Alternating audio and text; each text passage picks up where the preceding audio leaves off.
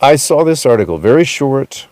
It seems like this will go into and help delineate something that I've contended or proposed or asserted, or sometimes I'm very secure in stating this, and sometimes I'm not so sure, because you have these, as I contend, or I've stated, two visions of humanity embodied by two elite factions that, according to LaRouche, have been at war with one another over the destiny of humanity for 3,000 years.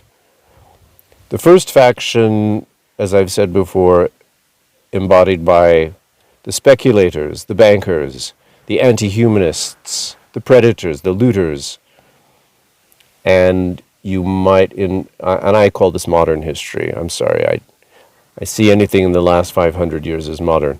But you see this playing out in the Venetian activities in Europe and the efforts of the Venetian fondi to secure control over humanity utterly, completely. Then the other faction, you have the humanists. You have those who are on the side of the Renaissance vision, man as created in the image of God. So I found this article that clarifies it, and I've skimmed it. I haven't looked at it. So this is kind of a reaction video. I think it might help people as we get closer and closer to the truth. Of course, we see a lot of evidence, and we're buffeted daily by the ill effects of the first group, and many people are in complete despair that we'll be unable to climb out from under, or to get out from under this oppressive influence. And I see very little evidence of the opposite view when I look at the West. On the other hand, when I look at what's happening in Russia, I look at Vladimir Putin, his leadership, I look at what's happening in China with regard to development, lifting people up and offering people in developing countries an option, as opposed to living under the predatory, extractive tyranny of Western imperialism. China is offering development and progress. So if you look at the developing countries and you look at the BRICS, you can see what I would perhaps equate with the Renaissance viewpoint. So here, this article from 1981, one of my favorite time periods that we've tried to focus on here on this channel. We focus a little bit on just post-World War II, but I've noticed that I find the richest store of clues in this time period between 1977 and the late 80s. So here we go. The title is, this is from Executive Intelligence Review. Remember, this channel is dedicated to the memory of Lyndon LaRouche. Volume 8, number 15, April 14th, 1981. I urge everyone to go to the website, Executive Intelligence Review. It is an invaluable storehouse of information and perspective and analysis. So this short two-page article, Venice and the Enemies of the Renaissance, a new view. There's a little, you can barely see it, Pope Julius II. This is by David Goldman. The Pope, and it's a review of a book, The Pope, His Banker, and Venice, Harvard University Press. So you can kind of guess what angle will be taken in the book, and then how it will be treated by the very brilliant David Goldman. But this is 1981, so we might be surprised, because back then there was more that was exposed, more things that cast the first group, the banker group, in a negative light. So let's see. I haven't read this deeply. Professor Gilbert's new book adds some important clues to the solution of one of the great problems of modern history.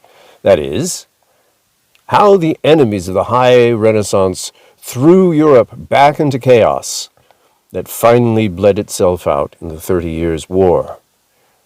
We are not done today with the Venetian problem. The modern form, if not the real origin, of all contemporary problems in counterintelligence dates to the turn of the 16th century, and nothing important can be done in intelligence analysis without reference to the continuity of what we tentatively call the Venetian problem. Of course, this is not even on anybody's radar today, and that doesn't mean that it doesn't persist. Just take note of that going on here. Because most American policymakers are illiterate with respect to the last 500 years of history, they are infinitely susceptible to Venetian forms of manipulation. Venice perfected for the modern era the art of persuading great powers to throw their weight against their own best interests. This finds expression in today's Alexander Haig problem. Cast your memories back to Alexander Haig. As EIR reported in its March 3, 1981 cover story, Haig's lie that all international terrorism is due to Soviet intrigue came initially from an Italian socialist leader, President Sandro Pertini. The conduit was outgoing Ambassador Richard Gardner, whose wife, Daniele Luzzatto, is from one of Venice's oldest families. Now that the White House has reportedly become aware that Haig set a trap on this, and that the related El Salvador issue, it should consider what sort of evil is capable of setting traps of this sort. Venice was a high-priority counterintelligence concern for American leaders after the Revolution. Using Benjamin Franklin's dossier on the mesmerism hoax, Friedrich Schiller, Germany's greatest poet, published what is still the most comprehensive report on Venetian intelligence in the form of a Romana Clef, the apparitionist, or I think it's called the ghost seer, the apparitionist, more widely known as the ghost seer. An American author and counterintelligence specialist, James Fenimore Cooper, surfaced additional finds in the form of a novel, The Bravo, and I have been meaning to read this, so maybe I'll download it after this and get going on it. Since Executive Intelligence Review has made frequent references to the unbroken power of Europe's old financial oligarchy and the importance in that light of the Bank for International Settlements, the BIS, the central bank of central banks, it is past time to identify some of the relevant background. Professor Gilbert's contribution is a good place to start. Gilbert has found the check stubs showing how a Genoese Pope Julius II, Giuliano delle Rovere, and his Sienese banker Agostino Chigi paid for the Venetian victory against the League of Cambrai, an alliance of all the great European powers formed in 1508, which sought to crush the most serene republic for all time. A fascinating conflict that is overlooked entirely in academia, and it was really, you could call it the First World War, actually the First World War, although it was situated in Europe. Della Rovere and Chigi, the forefather of the Siena group, take note, used the revenues of the papal salt and alum monopolies to buy Venice, the Swiss mercenaries who held out against the League.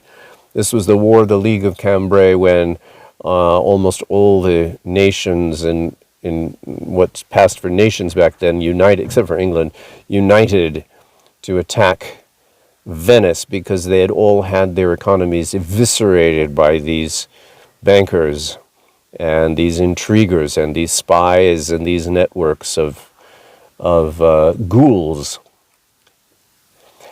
This evidence tends to confirm the published judgment of the period's greatest intelligence analyst, Niccolò Machiavelli, that Venice was the pivot of the ruinous foreign invasions into Italy between 1494 and 1527, the engine of ruin of the High Renaissance.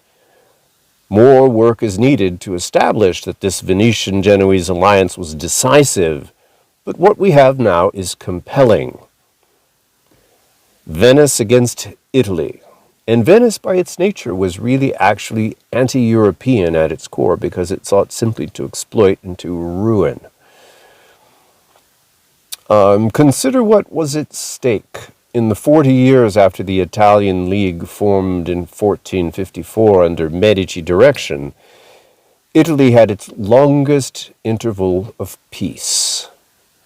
With Cusa's friends, the Piccolomini family, in sometime control of the papacy, the Italian church intermittently collaborated with the great Cardinal Nicholas of Cusa in Germany and the Spider King, Louis XI of France, who is often credited with being the father of the first modern nation state, which sought to secure for its general population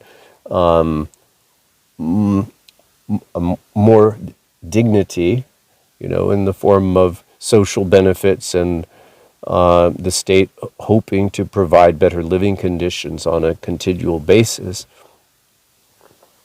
Going on. The world saw the work of Leonardo, Raphael, Dürer, Titian, Erasmus, Reuchlin, and Cusa, among others, the greatest concentration of creative output in any period of human history. By 1498, the fanatic Dominican Savonarola had exiled the Medici. He was a Venetian agent, in fact, a Venetian asset, a kind of kooky fanatic. And you've always got to watch out for kooky fanatics.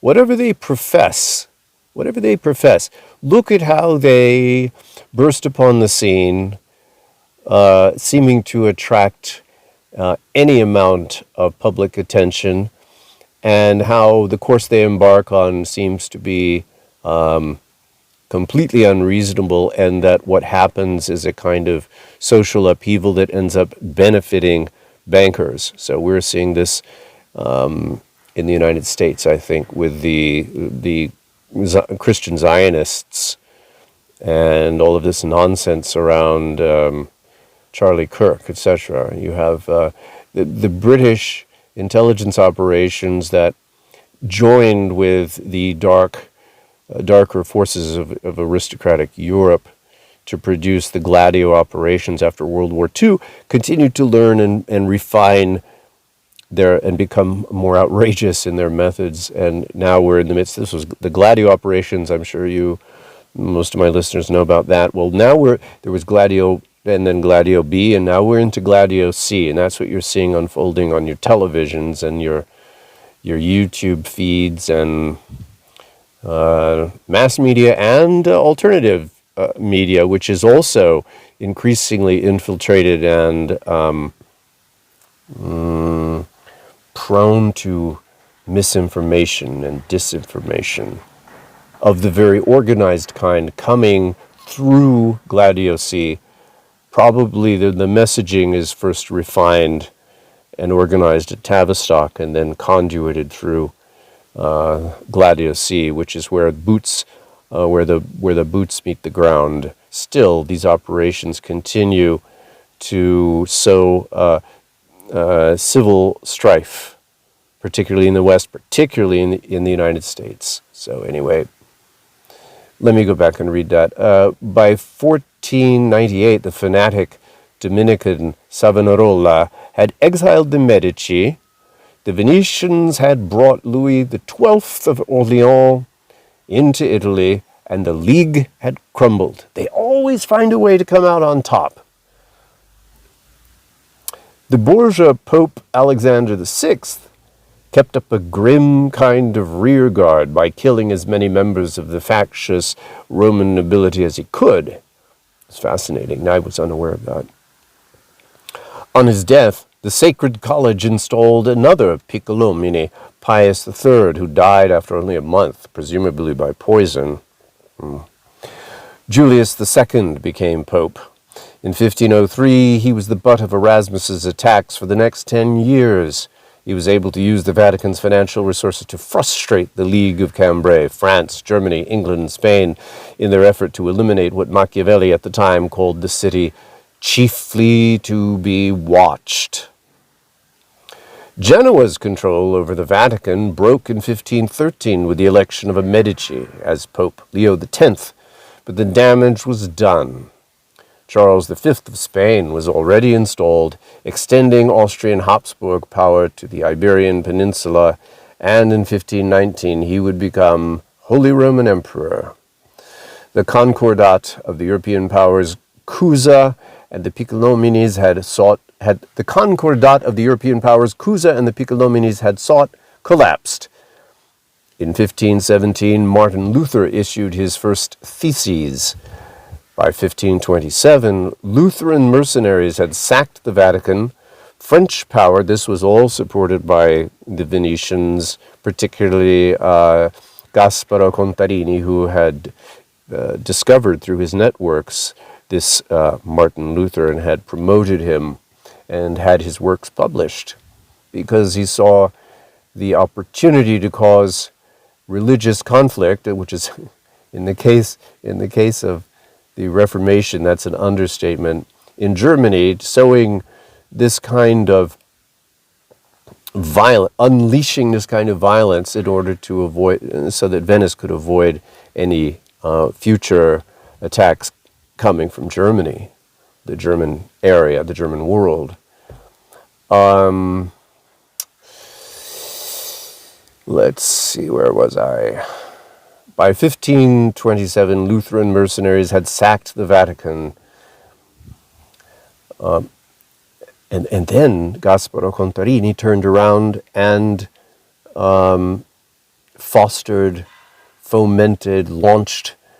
He was the brains behind the counter-revolution, and he was the one who introduced, I think, Ignatius Loyola to the Pope and actually got the Jesuits going. So he was working on both sides to benefit Venice. The religion of these Venetians is Venice itself. And maybe we should take a lesson from that. French power in Italy was broken, and Charles II's Genoa had become banker to Emperor Charles. The peasant wars had scourged Germany of the great humanist revival of Cusa and Erasmus and ended in 100,000 deaths. Erasmus's friend, Sir Thomas More, had fallen from power in England, beginning Henry VIII's political and moral decline. Also Henry VIII coming under the sway of the Venetians. Venice and Genoa had already taken the loot of the Third and Fourth Crusades 2 centuries earlier, but had been eclipsed during the 1400s by the trade and manufacturing power of the Medici. But the sudden 1494 collapse of the Medici and their allies left the Venetian-backed Fuggers and Genoese bankers a clear way to the loot of the next century. Genoa's grip over the Spanish debt was such that the gold and silver output of the Spanish mines of the Western Hemisphere colonies went directly to Genoa and Genoa's Dutch offshoots. Apparently, the commercially declining Venetians concentrated on intelligence and cultural operations. This is epistemological warfare. That's why the word's in quotes here, cultural, right? So-called soft power. Of the type Schiller exposed in the cited work, creating what was for 2 centuries the most feared and biggest intelligence service in Europe. As Professor one wonders to what extent it persists. And you would imagine that an intelligence service of this size and capability would simply, you can you can imagine, you can entertain this possibility that it has burrowed more deeply so that people can't detect it, so they assume that it's something in the rearview mirror, right? But perhaps it isn't. Perhaps it's bigger than MI6. As Professor Gilbert notes, Venice degenerated from an oligarchical republic in which at least the forms of debate were preserved to the model of a totalitarian regime ruled by the Council of Ten, Venice's equivalent to the KGB. Quote, "The Great Council, originally the source of all power, had to concede part of its functions to the Senate. Then the smaller Collegio and the Savi began to take over many of the activities of the Senate, and in the 17th and 18th centuries, the Council of Ten became all-powerful. The years of the War of the League of Cambrai turned out to be a crucial step in this development," Gilbert concludes. In 1508, Venice had imported leaders of the Florentine artistic Renaissance. That's interesting. Let me read that again. I was not catching the sense of it.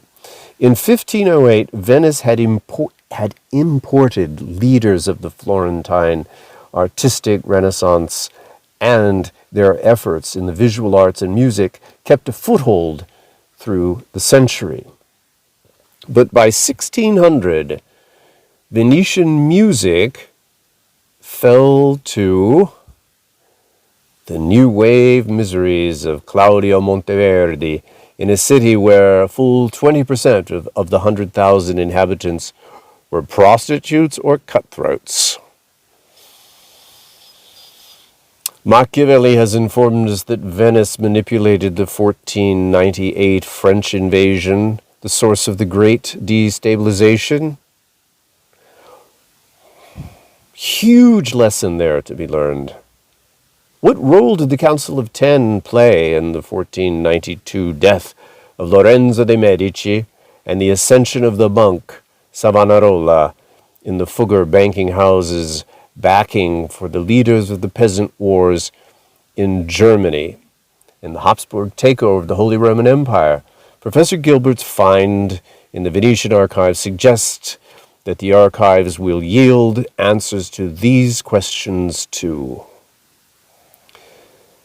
The rise of Genoa. The story of Genoa's ensuing financial power is less obscure than the contemporary oligarchy likes to believe. Two of the world's great insurance companies, the Riunione Adriatica di Sicurità and the Assicurazione Generale di Venezia, remain in Venetian Genoese hands. And they're incredibly powerful. The Assicurazione Generale, I think it sets the tone or the policies for all insurance companies in the world, as far as I know, and underwrites all sorts of things. But the bulk of the Genoese fortune was exported via foreign investment and intermarriage, beginning with the 1602 formation of the Dutch East India Company and the sub rosa role of the Genoese Spinola family. Not acquainted with this.